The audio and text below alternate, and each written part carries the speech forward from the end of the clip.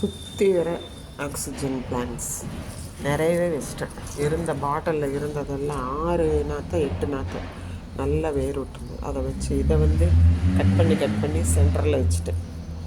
ஓரளவுக்கு வரும். ரொம்ப ஓவராக வளர்ந்தாலும் வெளியே தள்ளிட்டு வருது கீழே சைடில். அதனால் டிஷ்யூ வச்சுருக்கேன் பாருங்கள்.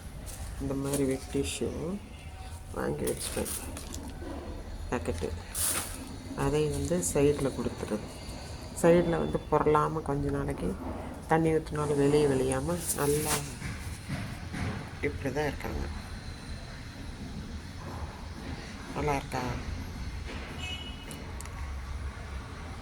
இவ்வளோ தான் இன்றைக்கி தேவையில்லை. நாளைக்கு இன்னொன்று இதை பிடிங்கி வச்சுருக்கேன். இதை நாளைக்கு தான் 3 பெருசு இருக்குது. அதை கும்முன்னு அந்த தொட்டியில் ரொப்பணும். அந்த தொட்டியை முதல்ல கீழே மண்ணை கொட்டி அதுக்கப்புறம் எடுத்து வைப்பணும். அதனால் இதை மட்டும் ஏதாவது ஒன்று தான் ஒரு நாளைக்கு வேலை. அப்போ நமக்கும் ரிலாக்ஸாக இருக்கும். அந்த அரை மணி நேரம் எக்ஸசைஸை கம்மி பண்ணிவிட்டு நமக்கு ப்ராப்ளமும் வராது. இல்லைன்னா முதுகில் இருந்துடும். ஓவராக கார்டனிங்னு பண்ணால் குளிர். அதாவது 8 டிகிரி செல்சியஸ் முந்தா நாள்.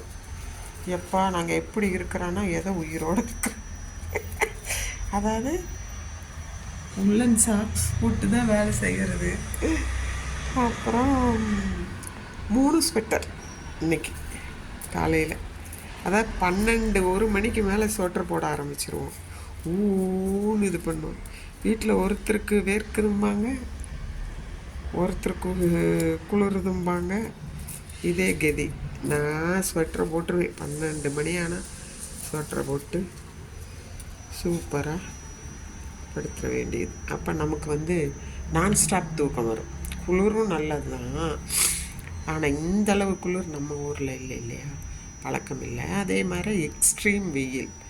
அதனால என்ன ஆகுதுன்னா ரேஷஸ் வருது காலில் கையிலலாம். அப்புறம் ஆயுர்வேதிஷன் டாக்டர்கிட்ட போய் ஒரு ஆயில் வாங்கிட்டு அந்த ஆயில் பாடி ஃபுல்லாக அப்ளை பண்ணிவிட்டு குளிக்க சொன்னாங்க. நான் அப்ளை பண்ணிவிட்டு சாக்ஸ் போட்டுட்டு தூங்கிடுவேன். தேங்காய் எண்ணெய் போட்டுட்டு இருந்தேன், க்ரீம் போட்டுட்டு இருந்தேன். அதெல்லாம் நிறுத்திட்டு மாற்றி மாற்றி க்ரீம் வாங்கி கொடுக்குறாங்க. க்ரீம் அலர்ஜி ஆகுது சம்டைம்ஸ் ஸ்கின்னுக்கு.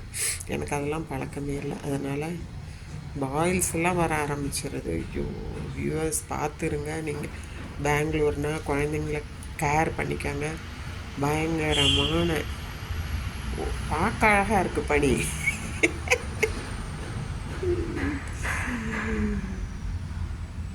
பனி மிக நன்று, ஆனால் ஆழத்தை விட கொடியது. இது ஒரு வார்த்தை அந்த காலத்தில்.